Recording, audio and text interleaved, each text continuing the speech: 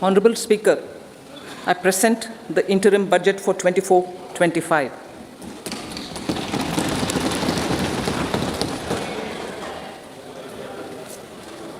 The Indian economy has witnessed profound positive transformation in the last 10 years. The people of India are looking ahead to the future with hope and optimism. With the blessings of the people, when our government, under the visionary and dynamic leadership of Honorable Prime Minister Shri Narendra Modi, assumed office in 2014, the country was facing enormous challenges. With Sabka Saath, Sabka Vikas as its mantra, the government overcame those challenges in right earnest. Structural reforms were undertaken. Pro-people programs were formulated and implemented promptly. Conditions were created for more opportunities for employment and entrepreneurship. The economy got a new vigor. The fruits of development started reaching the people at scale. The country got a new sense of purpose and hope. Naturally, the people blessed the government with a bigger mandate. In the second term, our government, under the leadership of Honorable Prime Minister, doubled down on its responsibilities to build a prosperous country with comprehensive development of all people and all regions. Our government strengthened its mantra to Sabka Saath, Sabka Vikas, and Sabka Vishwas. Our development philosophy covered all elements of inclusivity, namely social inclusivity through coverage of all strata of the society, and geographical inclusivity through development of all regions of the country. With the whole of nation approach of Sabka Prayas, the country overcame the challenges of once-in-a-century pandemic, took long strides towards Atmanirbhar Bharat, committed to Panch Pran, and laid solid foundations for the Amrit Kal. As a result, our young country has high aspirations, pride in its present, and hope and confidence for a bright future. We expect that our government, based on its stupendous work, will be blessed again by the people with a resounding mandate. Inclusive development and growth. Our humane and inclusive approach to development is a marked and deliberate departure from the earlier approach of provisioning up to village level. Development programs were thus provisioned. In the last 10 years, however, have targeted each and every household and individual through housing for all, Har Ghar Jal, electricity for all, cooking gas for all, bank accounts and financial services for all in record time. The worries about food have been eliminated through free ration for 80 crore people. Minimum support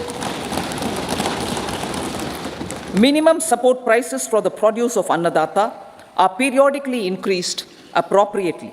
These and the provision of basic necessities have enhanced real income in the rural areas. Their economic needs could be addressed, thus spurring growth and generating jobs. Social justice. Our government is working with an approach to development that is all-round, all-pervasive, and all-inclusive. Sarvangin, Sarvasparshi, or Sarvasamaveshi. It covers all castes and people at all levels. We are working to make India a Vikasit Bharat by 2047. For achieving that goal, we need to improve people's capability and empower them. Previously, social justice was mostly a political slogan. For our government, social justice is an effective and necessary governance model. The saturation approach of covering all eligible people is the true and comprehensive achievement of social justice. This is secularism in action, reduces corruption, and prevents nepotism, prevents Bhai Bhatijawad. There is transparency and assurance that benefits are delivered to all eligible people. The resources are distributed fairly. All, regardless of their social standing, get access to opportunities. We are addressing systemic inequalities that had plagued our society.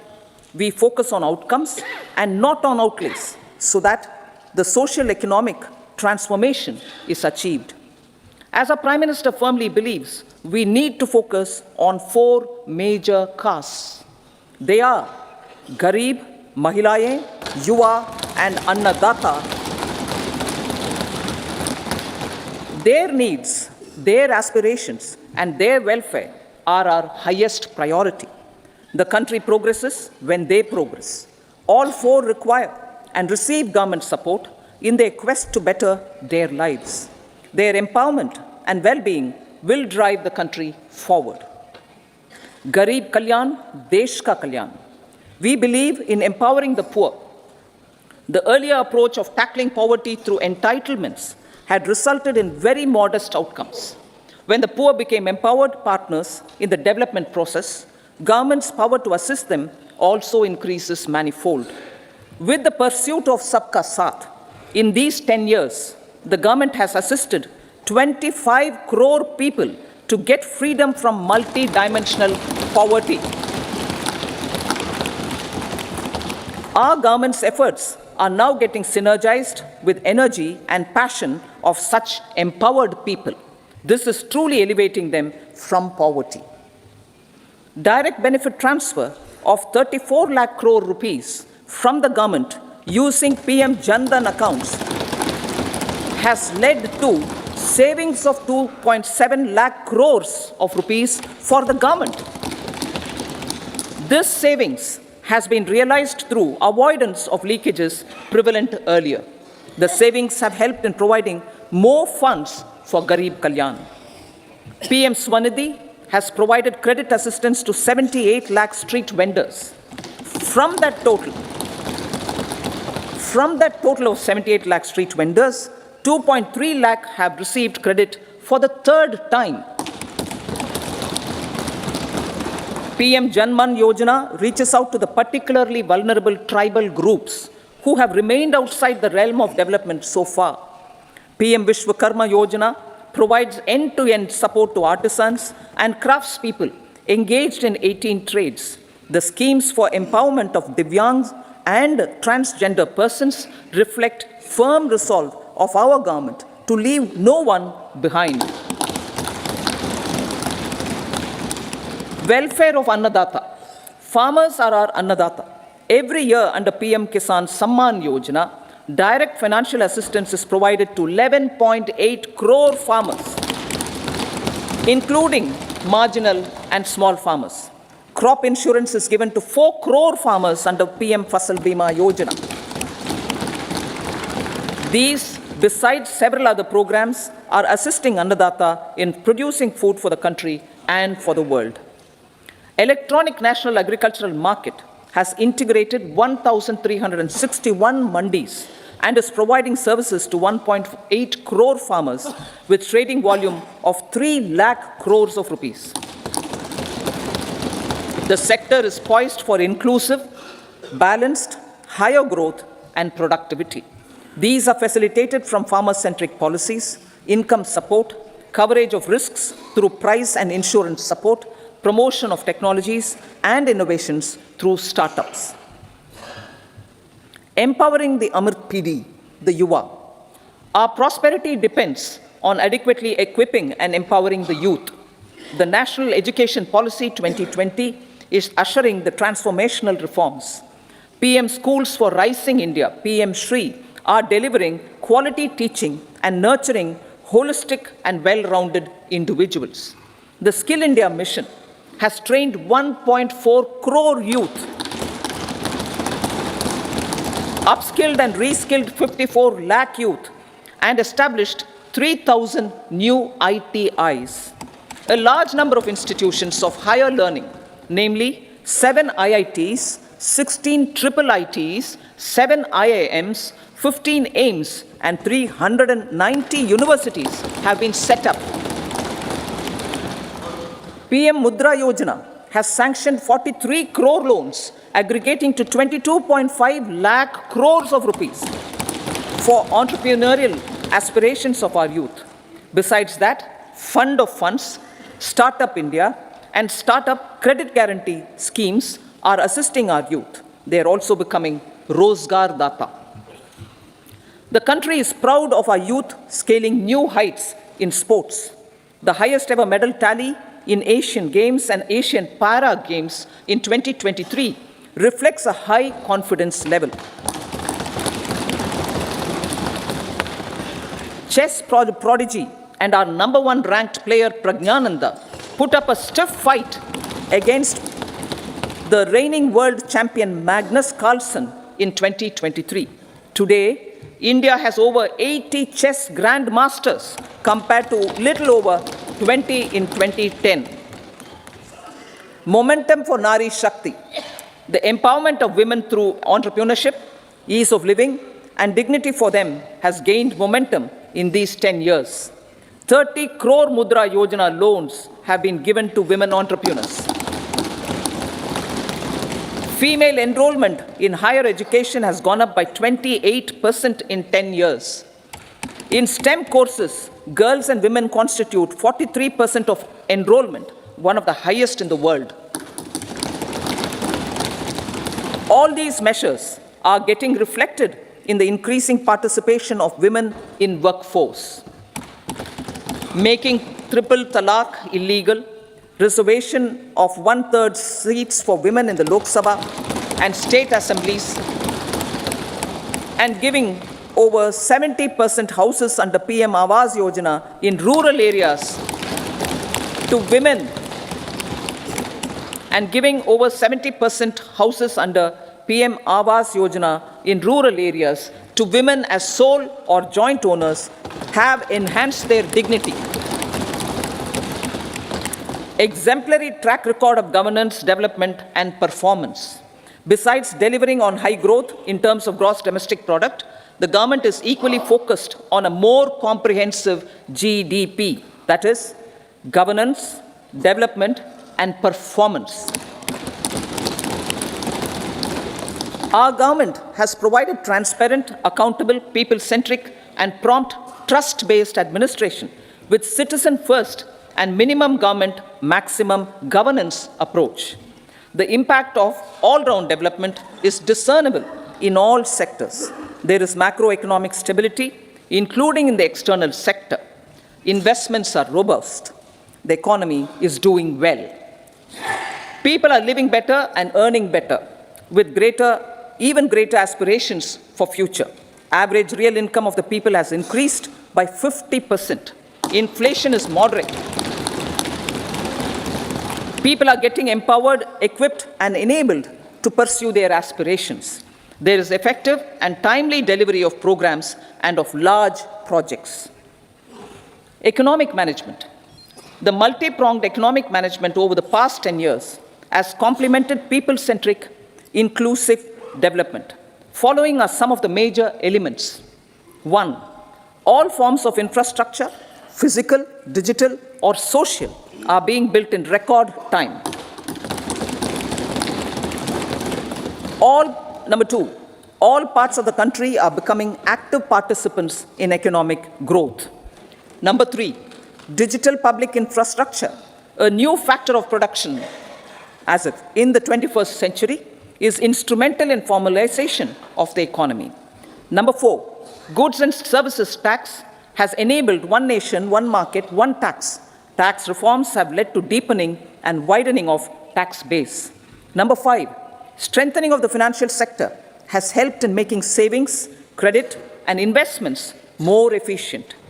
Number 6, GIFT, IFSC, and the Unified Regulatory Authority, IFSCA, are creating a robust gateway for global capital and financial services for the economy.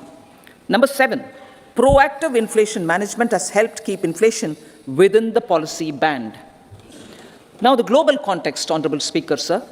Geopolitically, global affairs are becoming more complex and challenging with wars and conflicts. Globalization is being redefined with reshoring and friendshoring, disruption and fragmentation of supply chains, and competition for critical minerals and technologies. A new world order is emerging after the COVID pandemic. India assumed the G20 presidency during very difficult times for the world.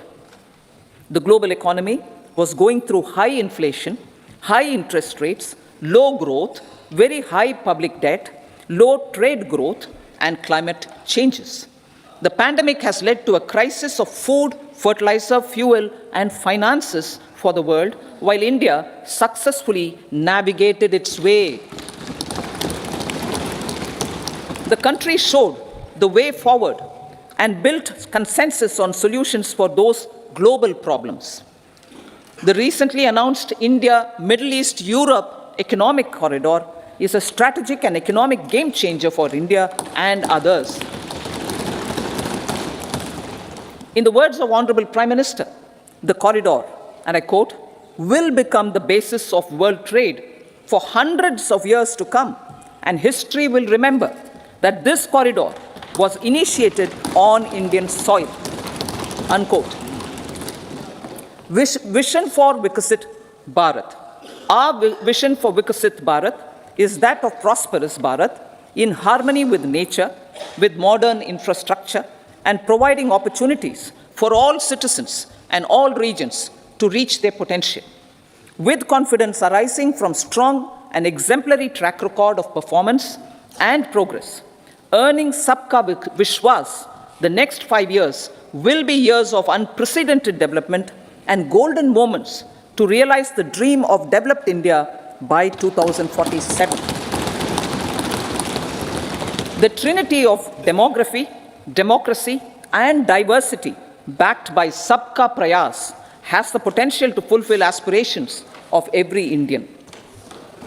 As Honorable Prime Minister in his Independence Day address to the nation mentioned, I quote, there is no dearth of opportunities, as many opportunities as we want. The country is capable of creating more opportunities. Sky is the limit, unquote. Strategy for Amrit Kal. Our government will adopt economic policies that foster and sustain growth, facilitate inclusive and sustainable development, improve productivity, create opportunities for all, help them enhance their capabilities, and contribute to generation of resources to power investments and fulfill aspirations. Guided by the principle, reform, perform, and transform, the government will take up next generation reforms and build consensus with the states and stakeholders for effective implementation. It is an important policy priority for our government to ensure timely and adequate finances, relevant technologies, and appropriate training for the micro, small, and medium enterprises, MSMEs, to grow and also compete globally. Orienting the regulatory environment to facilitate their growth will be an important element of this policy mix. Aligning with the Panchamrit goals, our government will facilitate sustaining high and more resource-efficient economic growth. This will work towards energy security in terms of availability, accessibility, and affordability. For meeting the investment needs, our government will prepare the financial sector in terms of size, capacity, skills, and regulatory framework. Aspirational Districts Program. Our government stands ready to assist the states in faster development of aspirational districts and blocks, including generation of ample economic opportunities. Development of the East. Our government will pay utmost attention to make the eastern region and its people a powerful driver of India's growth.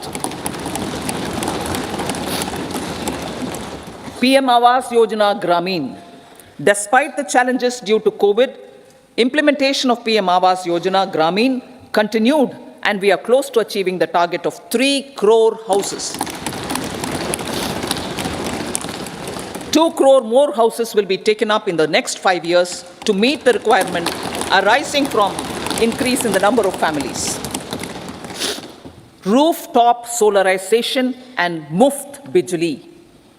Through rooftop solarization, 1 crore households will be enabled to obtain up to 300 units free electricity every month. This scheme follows the resolve of Honorable Prime Minister on the historic day of consecration of Sri Ram Mandir in Ayodhya. following benefits are expected: savings up to 15 to 18,000 rupees annually for households from free solar electricity and selling the surplus to the distribution companies. Charging of electric vehicles. Entrepreneurship opportunities for a large number of vendors for supply and installation. Employment opportunities for the youth with technical skills in manufacturing, installation, and maintenance. Housing for middle class. Our government will launch a scheme to help deserving sections of the middle class, and I quote from Honorable Prime Minister's words, living in rented houses or slums or chawls and unauthorized colonies, unquote, to buy or build their own houses. Medical colleges. Several youth are ambitious to get qualified as doctors. They aim to serve our people through improved healthcare services. Our government plans to set up more medical colleges by utilizing the existing hospital infrastructure under various departments. A committee for this purpose will be set up to examine the issues and make relevant recommendations.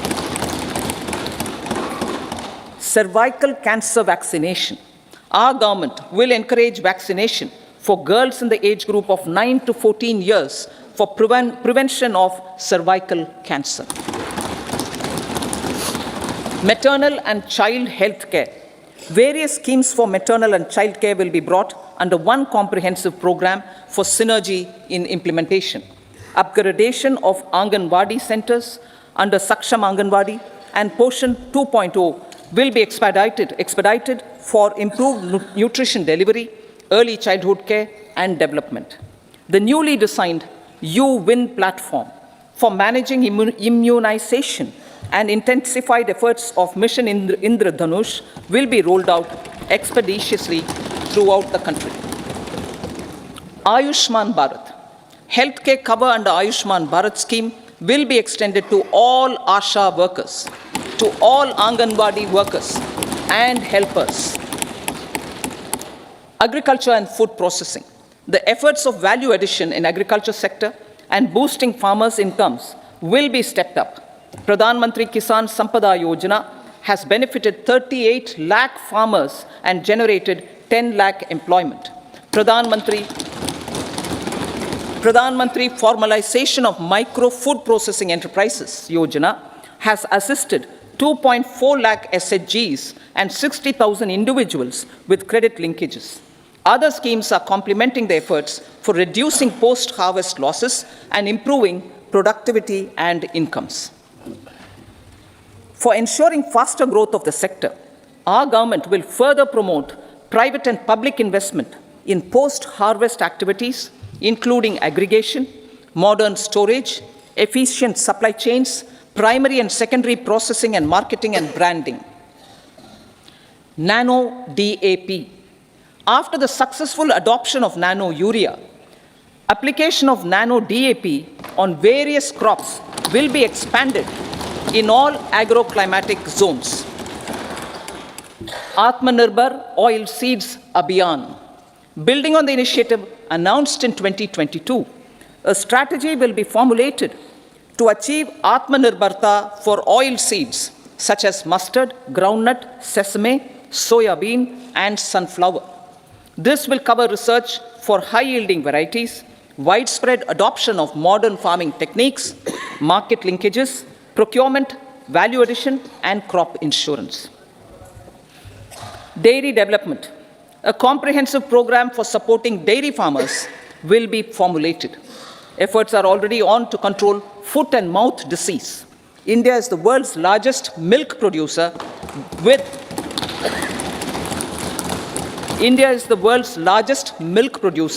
but with low productivity of milch animals. The program will be built on the success of existing schemes such as Rashtriya Gokul Mission, National Livestock Mission, and infrastructure development funds for dairy processing and animal husbandry. Matsya Sampada. It was a government which set up a separate department for fisheries, realizing the importance of assisting fishermen. This has resulted in doubling of both inland and aquaculture production. Seafood exports since 2013-14 has also doubled. Implementation of Pradhan Mantri Matsya Sampada Yojana will be stepped up to 1. Enhance aquaculture productivity from existing 3 to 5 tons per hectare. 2. Double exports to 1 lakh crore rupees, and 3. Generate 55 lakh employment opportunities in the near future. 5 integrated aqua parks will also be set up. Lakpati Didi. 83 lakh SHGs. 83 lakh SHGs with 9 crore women are transforming rural socio-economic landscape with empowerment and self-reliance. Honorable Speaker sir, their success has assisted nearly 1 crore women to become Lakpati Didi already. They are an inspiration to others. Their achievements will be recognized through honoring them. Buoyed by the success, it has been decided to enhance the target for Lakpati Didi from 2 crores to 3 crores. Technological changes, new age technologies and data are changing the lives of people and businesses. They are also enabling new economic opportunities and facilitating provision of high-quality services at affordable prices for all, including those at the bottom of the pyramid. Opportunities for India at the global level are expanding. India is showing solutions through innovation and entrepreneurship of its people. Research and innovation for catalyzing growth, employment, and development. Prime Minister Lal Bahadur Shastri gave the slogan of Jai Jawan, Jai Kisan. Prime Minister Vajpayee, Atal Bihari Vajpayee ji, made that Jai Jawan, Jai Kisan, Jai Vigyan. Prime Minister Modi has furthered that to Jai Jawan, Jai Kisan, Jai Vigyan, and Jai Anusandhan, as innovation is the foundation of development. For our tech-savvy youth, this will be a golden era. A corpus of 1 lakh crore rupees will be established with 50-year interest-free loan provided. The corpus will provide long-term financing or refinancing with long tenors and low and or nil.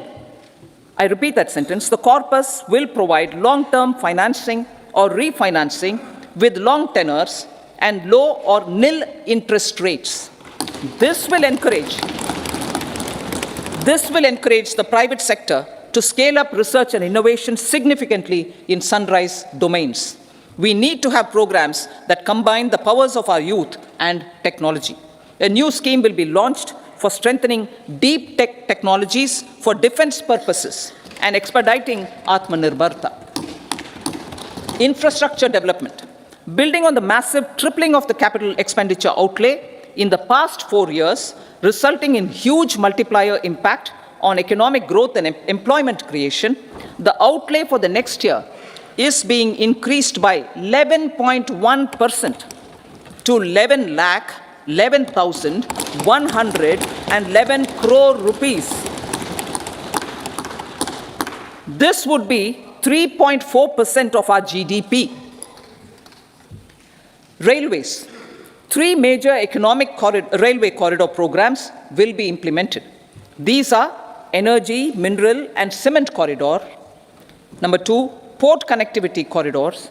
And number 3, high traffic density corridors.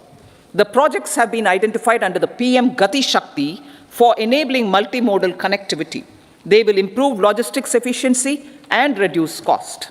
The resultant decongestion of the high traffic corridors will also help in improving operations of passenger trains, resulting in safety and higher travel speed for passengers. Together with dedicated freight corridors, these 3 economic corridor programs will accelerate our GDP growth and reduce logistic costs. 40,000 normal rail bogies will be converted to Vande Bharat standards to enhance safety, convenience, and comfort of passengers. Aviation sector. The aviation sector has been galvanized in the past 10 years. Number of airports have doubled to 149.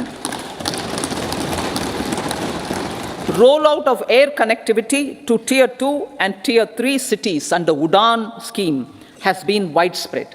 517 new routes are carrying 1.3 crore passengers. Indian carriers have proactively placed orders for over 1,000 new aircrafts. Expansion of existing airports and development of new airports will continue expeditiously. Metro and Namo Bharat. We have a fast expanding middle class and rapid urbanization is taking place.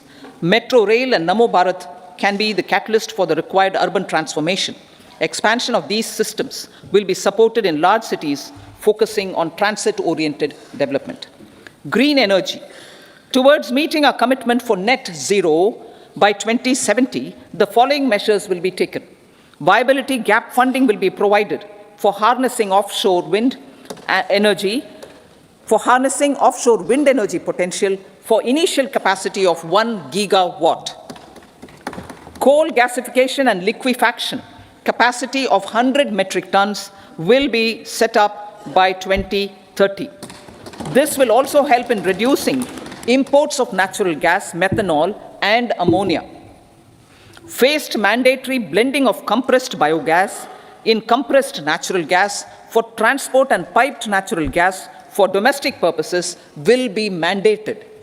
Financial assistance will be provided for procurement of biomass aggregation machinery to support collection.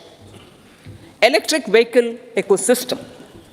Our government will expand this and strengthen the e-vehicle ecosystem by supporting manufacturing and charging infrastructure.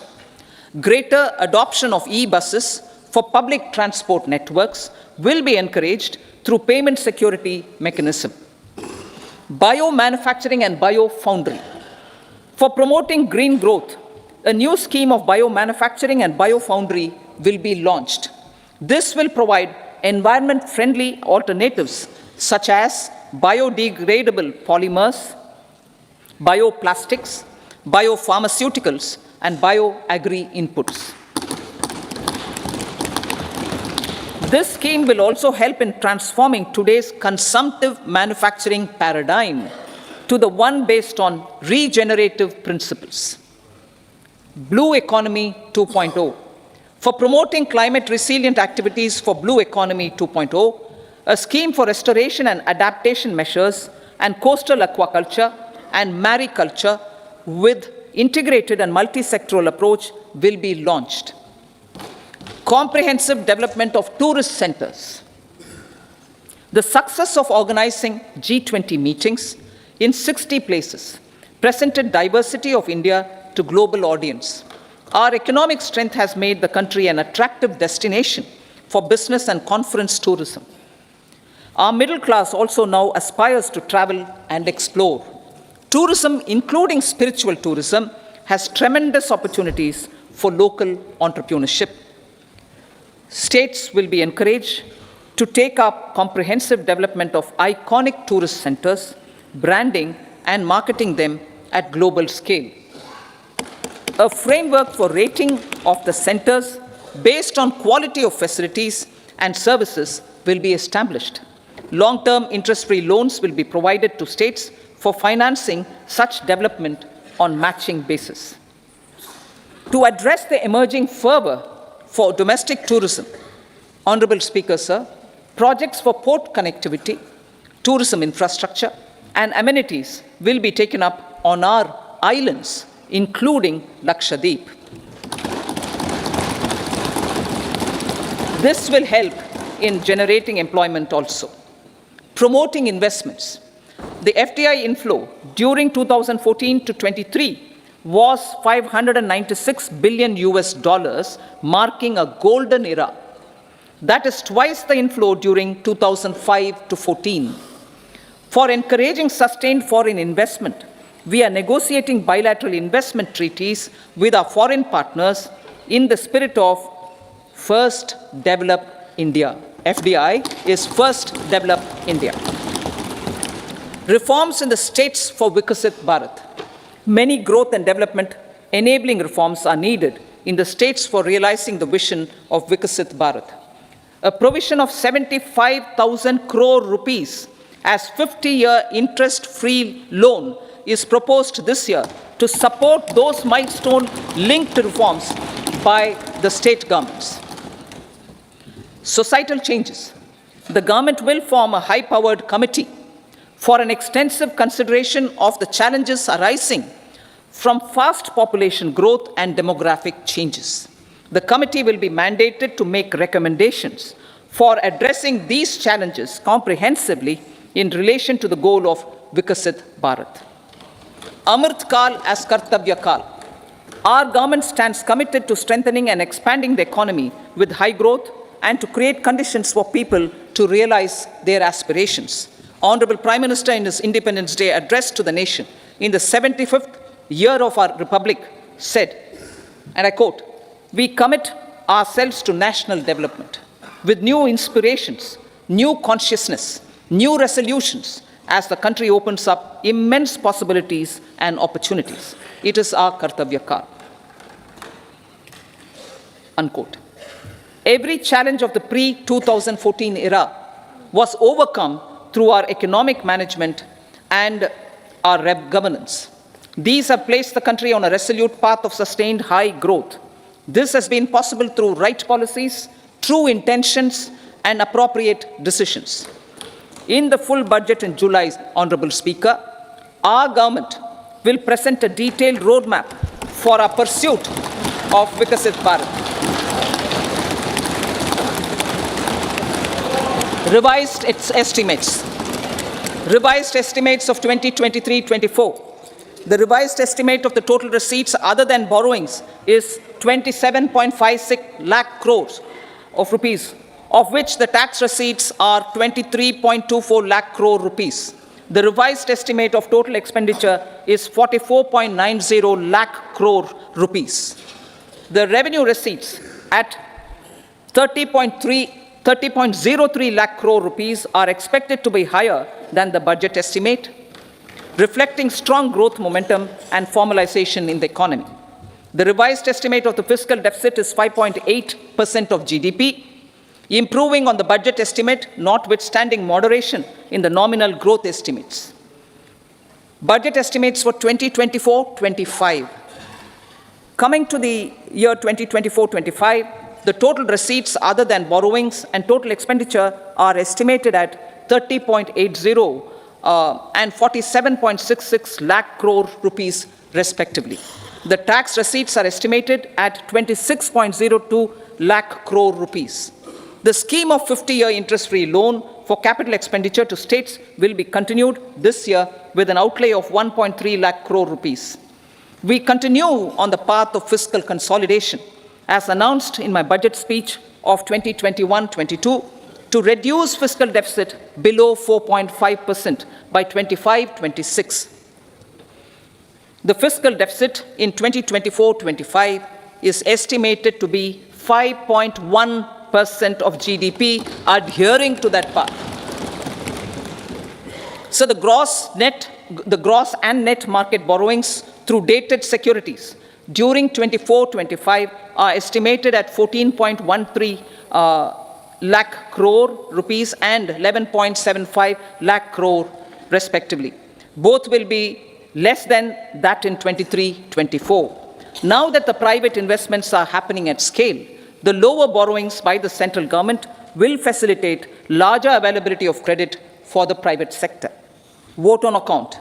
I'll be seeking vote on account approval of the Parliament through the appropriation bill for a part of the financial year 2024-25.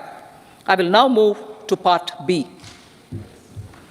Honorable Speaker, sir, over the last 10 years, the direct tax collections have more than trebled and the return filers swelled 2.4 times.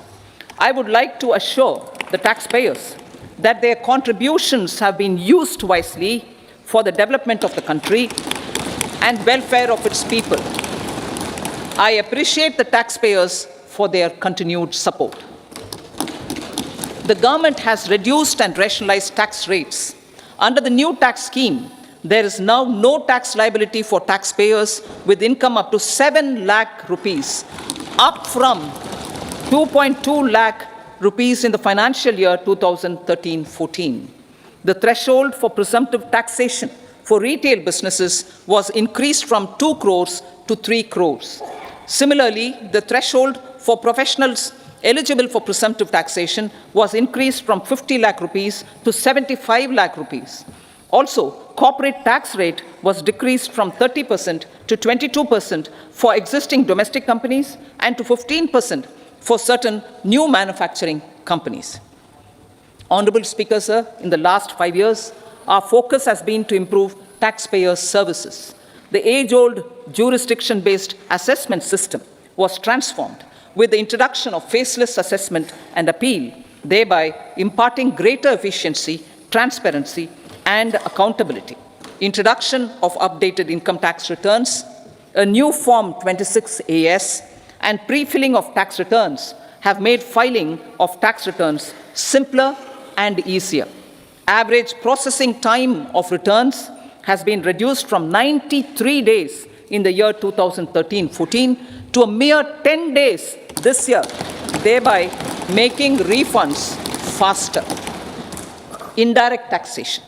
By unifying the highly fragmented indirect tax regime in India, the GST has reduced the compliance burden on trade and industry.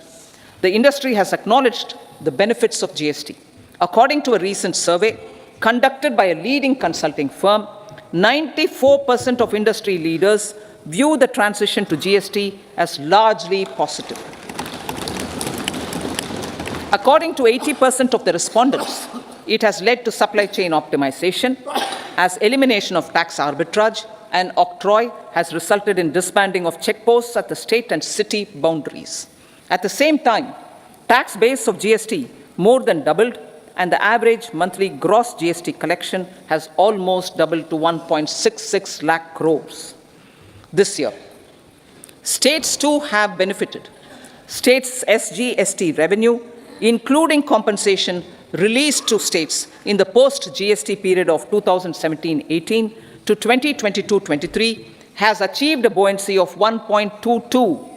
In contrast, the tax buoyancy of state revenues from subsumed taxes in the pre-GST 4-year period of 2012-13 to 2015-16 was a mere 0.72. The biggest beneficiaries are consumers, as reduction in logistic cost and taxes have brought down prices of most goods and services. We have taken a number of steps in customs to facilitate international trade.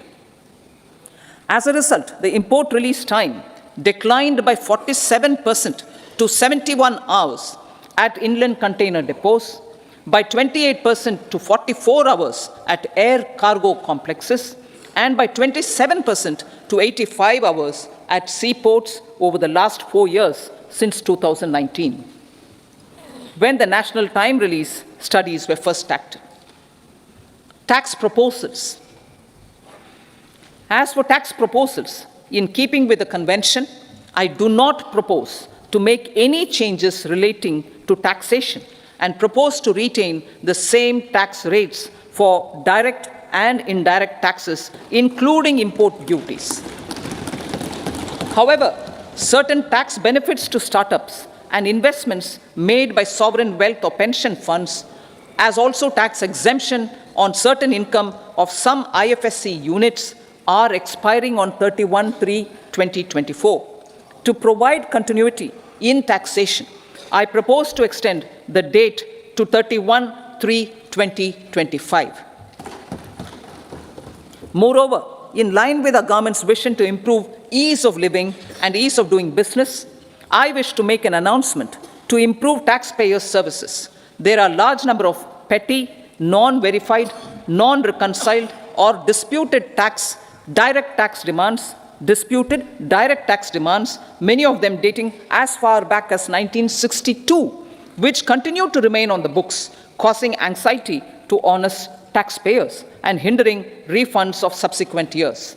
Honorable Speaker, sir, I propose to withdraw such outstanding direct tax demands up to 25,000 rupees pertaining to the period up to financial year 2009-10 and up to 10,000 rupees for financial years 2010-11 to 2014-15. This is expected to benefit about 1 crore taxpayers. 1 crore taxpayers would benefit out of this.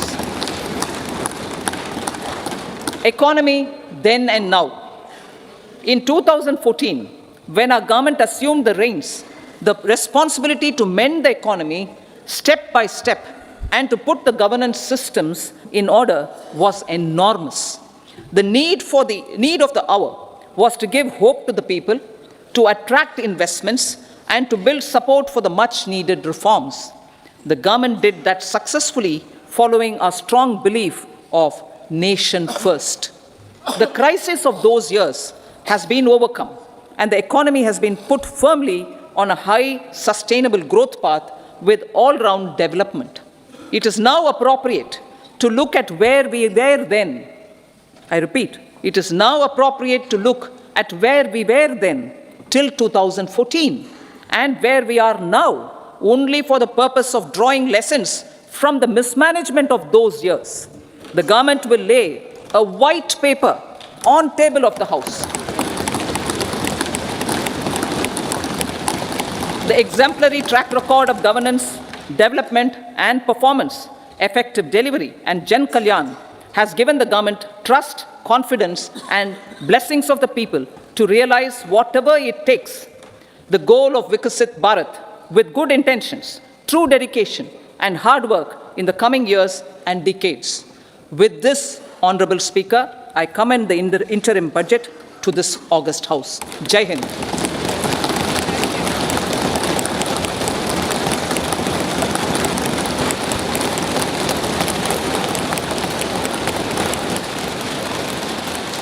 Item number 2 Shrimati Nirmala Sitharaman ji. So, with your permission, I rise to lay on the table the following statements under Section 3(1) of the Fiscal Responsibility and Budget Management Act 2003, Medium-Term Fiscal Policy cum Fiscal Policy Strategy Statement and Macroeconomic Framework Statement. Item number 3 Shrimati Nirmala Sitharaman ji. Sir, with your permission, I rise to move for leave to introduce the Finance Bill 2024. प्रश्न ये है कि विधेयक को पुनर्स्थापित करने की अनुमति प्रदान की जाए. जो सदस्य इसके पक्ष में हाँ कहें, जो सदस्य विरोध में ना कहें. मेरे विचार में निर्णय हाँ वालों के पक्ष हुआ. हाँ वालों के पक्ष हुआ. माननीय मंत्री जी विधेयक को पुनर्स्थापित करें. Sir, I introduce the bill. सभा की कार्रवाई शुक्रवार दिनांक 2 फरवरी 2024 को प्राप्त 11 बजे तक के लिए स्थगित की जाती है.